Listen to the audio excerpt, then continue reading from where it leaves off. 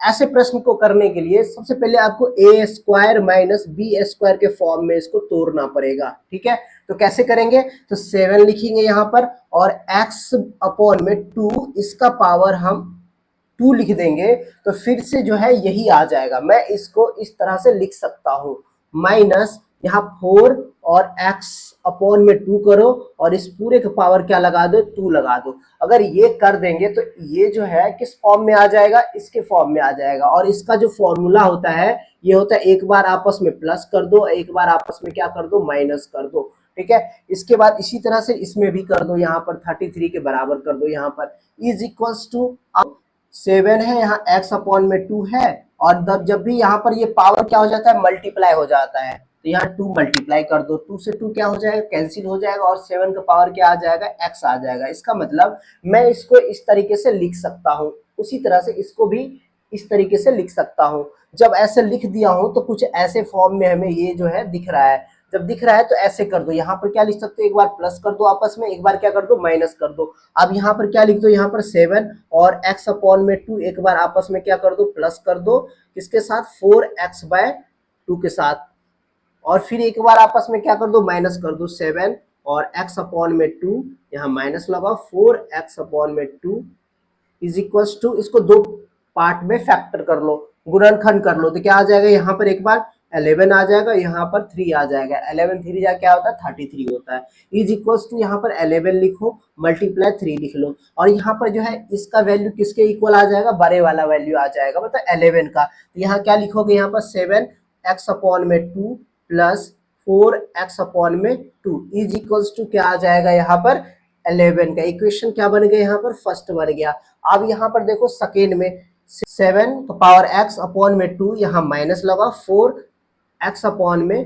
2 यहाँ पर पावर आ जाएगा, और इज इक्वल्स टू यहाँ पर ये देखो छोटे वाला वैल्यू किसके बराबर हो जाएगा, छोटे वाले के, यहाँ पर 3 आ जाएगी। इक्वेशन क्या हो गया, सेकेंड आ गया। इसके बाद मैं यहाँ पर क्या करूंगा, इक्वेशन फर्स्ट को सेकेंड से प्लस कर दूंगा। प्लस करने से क्या होगा, देखो यहाँ पर इक्वेशन फर्स्ट को सेकेंड से क्या कर देंगे, प्लस कर देंगे। यहाँ देखो, यहाँ पर अब यहाँ पर देखो ये प्लस में है और माइनस में एक जैसे है, तो ये पूरे से पूरे क्या हो जाएगा, कैंसिल आउट हो जाएगा। अब ये बचा और ये बच गया। देखो यहाँ प्लस किए थे ना, इसीलिए यहाँ पर साइन चेंज नहीं होगा, जैसा है वैसा ही रहेगा। अब देखो यहाँ पर इसको जोड़ना है, तो जोड़ना है तो कैसे, यहाँ पर 7 है और x अपॉन में 2, यहाँ प्लस है 7x अपॉन में 2 है। आप इसको जोड़ रहे हैं तो आप कंफ्यूज मत होना, तो कैसे कर लेना, अगर कंफ्यूजन हो रहा है तो इसको y मान लेना, ठीक है।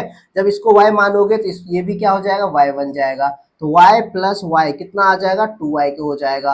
और यहाँ पर देखो 2 इंटू वाई की जगह पर क्या एज्यूम किया था, माना था आपने 7x/2 किया था, ये आ गया, ठीक है। कोई दिक्कत है बताओ, यहाँ पर 2 इंटू 7 का पावर x/2 आ गया। अगर ऐसे डायरेक्ट करना है तो देखो यहाँ पर सेम है, ये भी एक जैसे और ये भी एक जैसे है, तो इसका कॉफिशिएंट कुछ नहीं है तो 1 है, इसका भी 1 है, तो 1 1 क्या आ गया, 2, ये लिख दिया यहाँ पर। यहाँ पर देखो क्या लिख सकते हो, 2 7 का पावर x अपॉन में 2 लिख दोगे, इज इक्वल्स टू क्या आ जाएगा, 8 11 को 3 से अगर प्लस करेंगे तो 14 आ जाएगा, और ये 2 से 14 कैंसिल आउट हो जाएगा, 7 के बराबर आ जाएगा, और 7 के बराबर आ जाएगा। इसके बाद जो है यहाँ पर क्या आ जाएगा, 7 का पावर x अपॉन में 2 इज इक्वल्स टू 7 आ जाएगा। अब देखो इसका पावर कुछ भी नहीं है तो 1 के बराबर है, ठीक है। आपने एक आइडेंटिटीज पावर का पढ़ा होगा कि अगर एक पावर अगर m हो इज इक्वल्स टू, अगर एक पावर अगर n हो, जब बेस आपस में क्या हो, इक्वल हो दोनों साइड, तो ये m और m आपस में इक्वल हो जाता है, ये पढ़ा होगा। तो यहीं पर देखो, यहाँ अगर बात करें तो यही दिख रहा है हमें, ये बेस क्या है, आपस में इक्वल दिख रहा है, तो x अपॉन में 2 किसके बराबर हो जाएगा, 1 के हो जाएगा। इसका पावर इसके पावर से इक्वल कर देंगे और क्या हो जाएगा, यहाँ पर क्रॉस करो तो x इज इक्वल्स टू क्या आ जाएगा, 2 के आ जाएगा। यहाँ पर x की वैल्यू क्या आ गया, 2 आ गया आंसर। तो इस क्वेश्चन का आंसर क्या आ गया, x की वैल्यू पूछ रहा था तो यहाँ पर x इज इक्वल 2 आ गया।